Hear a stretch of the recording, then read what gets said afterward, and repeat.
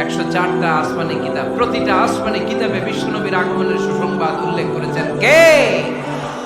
এজন্য আল্লাহ বললেন রাফা'না লাকা যিকরাক, নবী হে আপনার মর্যাদা আমি দুলক ফুলক ছাপিয়ে সাতাকাশ কাঁপিয়ে আরশ পর্যন্ত নিয়েছি। পড়েন সুবহানাল্লাহ। আবার আল্লাহ বললেন নবী হে এমন মর্যাদা আমি আপনারে দেব আপনি কল্পনাও করতে পারবেন না।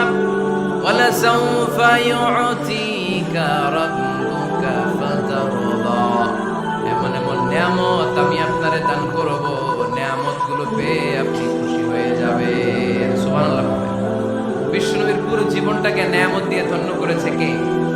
আল্লাহর হাবিব বললেন, রব্বুল আলামিন বলেছেন নিয়ামত দিয়ে আমার জীবনকে আপনি ধন্য করবেন। কি নিয়ামত দিবেন একটা বলেন? আল্লাহ বললেন ইন্না, পড়েন ইন্না আ'তাইনা